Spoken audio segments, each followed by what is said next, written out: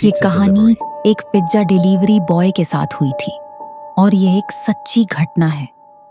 ये बात तब की है जब आयुष कॉलेज में पढ़ता था और एक छोटे पिज्जा शॉप में पार्ट टाइम काम करता था। एक दिन रात करीब 1 बजे आयुष काम खत्म करके घर जा रहा था। तभी अचानक पिज्जा शॉप का फोन बजा।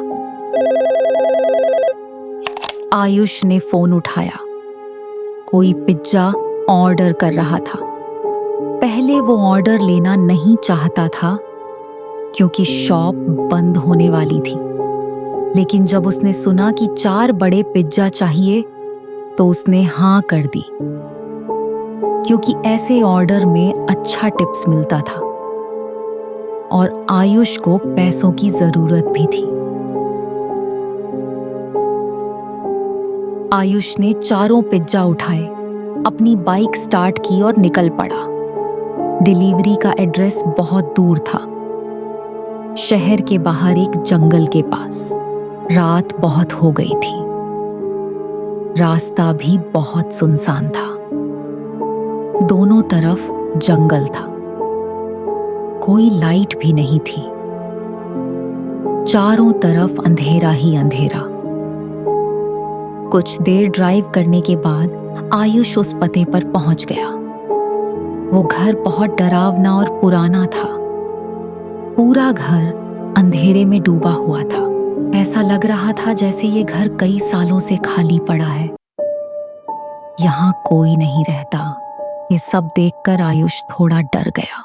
उसने अपने मैनेजर को कॉल किया। वो उसे सारी बात बताकर वहां से लौट जाना चाहता था, लेकिन मैनेजर फोन नहीं उठा रहा था।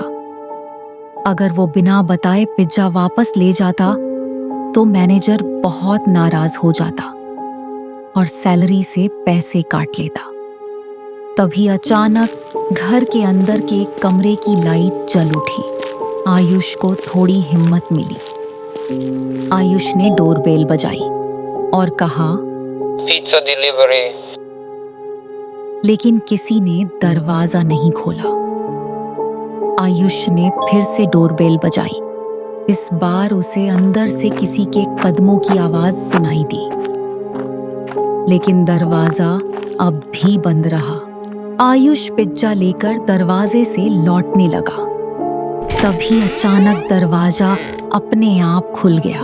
आयुष थोड़ा डरते हुए कमरे के अंदर गया। अंदर बहुत कम रोशनी थी और कोई इंसान वहां नहीं था। आयुष बोला, हेलो, कोई है क्या? प्लीज अपना पिज्जा ले लीजिए।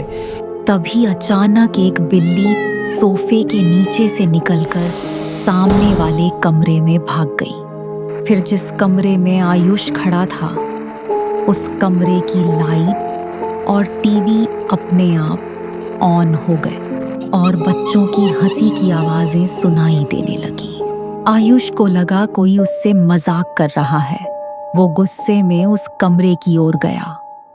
कमरे में 2 छोटी लड़कियां बैठी थीं, जो अजीब तरह से आयुष को घूर रही थीं। आयुष बोला, मैं कब से बेल बजा रहा हूं, दरवाजा क्यों नहीं खोला?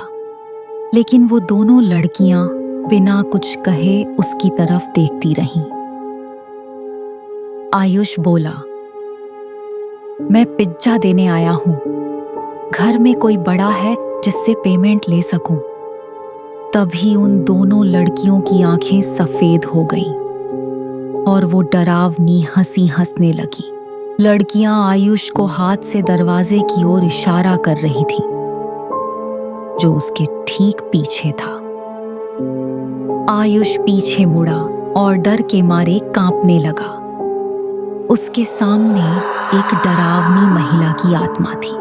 ये सब देखकर आयुष डर गया और जल्दी से अपनी बाइक की ओर दौड़ा और वहां से जल्दी बाइक चलाकर दूर हो गया। आयुष थोड़ी ही दूर गया था कि अचानक उसकी बाइक खराब हो गई। उसने देखा कि बाइक का टायर पंचर हो गया है। डर के मारे उसने तुरंत पुलिस को कॉल किया और मदद के लिए बुलाया। आसपास देख रहा था कि उसकी बाइक के रियर व्यू मिरर में उसकी नजर पड़ी। उसे देखकर ऐसा लगा जैसे जमीन खिसक गई। आयुष अपनी बाइक वहीं छोड़कर जंगल की ओर भागा।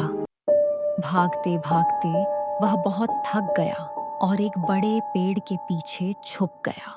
वह बस अपनी जान बचाने के लिए दुआ कर रहा था। तभी उसने पुलिस की गाड़ी की आवाज सुनी। उसने अपनी बाकी हिम्मत जुटाई और अपनी बाइक की ओर दौड़ा। जब बाइक के पास पहुंचा तो देखा कि पुलिस उसकी बाइक की जांच कर रही है। आयुष ने पुलिस को पूरी बात बताई। आयुष पुलिस के साथ उस घर के सामने गया। पुलिस घर के अंदर जाकर सब कुछ जांचा, लेकिन उन्हें उस बिल्ली के अलावा कुछ नहीं मिला।